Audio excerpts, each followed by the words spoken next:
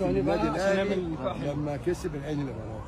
انا واخويا على ابن عمي وانا ابن عمي ايه؟ على الغريب. الغريب. تمام. الفيلم اللي معمول لي من دول اصل هي كاس صفيح، لا دي مش بطوله، عايزين نبطل هبل. انا خدت يا بيه، انا خدت كازوزه فرحان بيها وانا وجمهوري. انا حر، انت زعلان ليه؟ اصل مش بطوله، بطوله بالشكل ده. كفايه لك في الكلمه بتاعت ان ثواني يا الزمالك استاذ اكبر وائل. قلعه مش عارف ايه بالظبط بقى بالظبط، ثاني ما هو ده السؤال الجاي. الزمالك من اكبر القلاع الرياضيه، حط لي منها. مش اكبر من أكبر.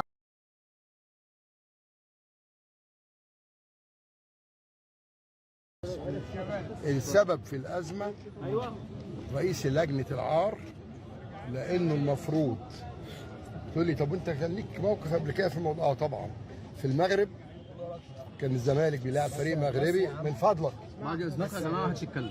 بس يا بيه تمام، اتفضل يا معلم. عشان نسمع بعض. اتفضل يا معلم. عشان اعرف اجاوب عليكم. اتفضل يا معلم. اتفضل. كان الزمالك بيلاعب فريق مغربي، ماشي خلاص. وفي ولد بيلم الكور، ولد صغير كده، حصل. كان بياخد الكرة بسرعه يرميها عشان الماتش اللي بعديه كان تقريبا الزمالك متعادل، فهو عايز الفريق بتاعه يجيب جول. فالكابتن مدحت عبد الهادي ماتش الوداد. طب تعالى جاوب. لا ما سمحش يا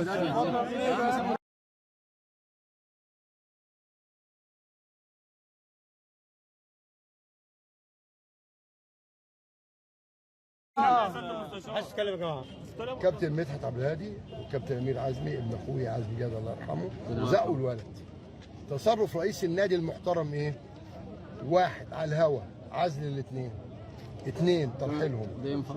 عزل، ثلاثة اعتذار رسمي، أربعة استضافة الولد اللي اتزق يجي مع الفريق لما يجي عندنا مصر على نفقات الخاصة ويجي يقعد في بيتي أنا. ده التصرف المحترم. مين كان رئيس البعثة؟ مش عيل عبيط، لا، كان أحمد مرتضى نائب محترم في البرلمان. أول ما الماتش خلص دخل أوضة اللبس واعتذر رسمي تاني للفريق المغربي وشعب المغرب. هو ده الناس المحترمة. إنما أنت رايح، هو السؤال سلطان ده اللي انضرب، من فضلك يا بيه. السؤال سلطان يا عم سلطان ده اللي انضرب واقوله كاب وبالشلاليت غلط في حد في الملعب من الزمالك؟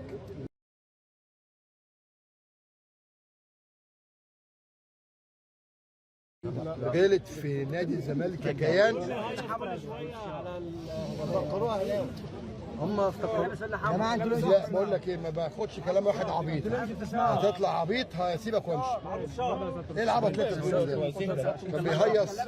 معلش ساعات الكلام ثانية يا ابني، يا ثانية واحدة يا ابني. يعني هو لو اهلاوي موته؟ لا ده جميل قوي والله، ده نظام جديد. هم قالوا ادي واحد مصر.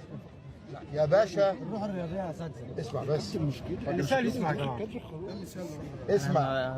التيشيرت ده بتاع نادي الوحدة اللي اتعمل في، مش كان نادي الوحدة اللي هو ده الزي بتاعهم.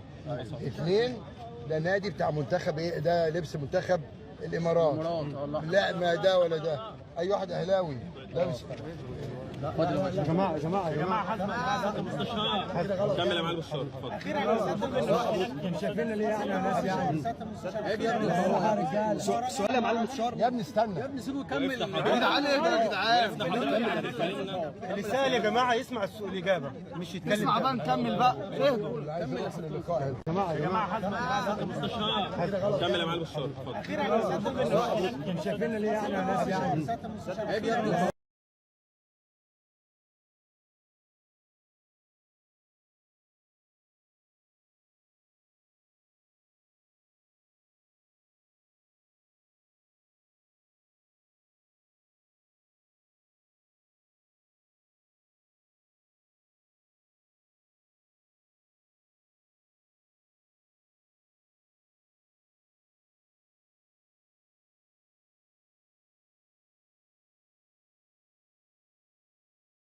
دايره الثلاثه مستشفى.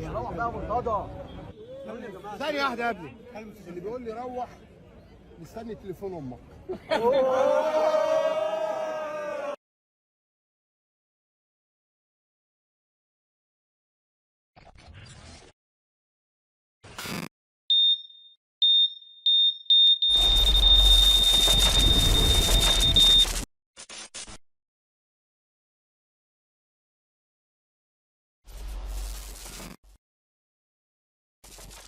كان بطلها كابتن محمد عادل في مباراة الزمالك والإسماعيلي عندما تعدى حارس مرمى نادي الزمالك بالضرب على مهاجم نادي الإسماعيلي. فكان حكم الفيديو، أنا بقول لك بالأسماء، كان دكتور مصطفى مدحت.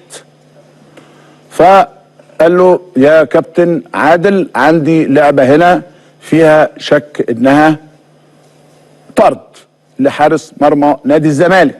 كان رد الكابتن محمد عادل عليه قال له كبر دماغك، واتحدى انه يتم نفي كلامي. ما حدث بقى في مباراة الزمالك والبنك الاهلي انه ما كان ينبغي على ميدو سلامة انه يستدعي الحكم من الاصل، لانه في حاجة في القانون اسمها اليد المبررة.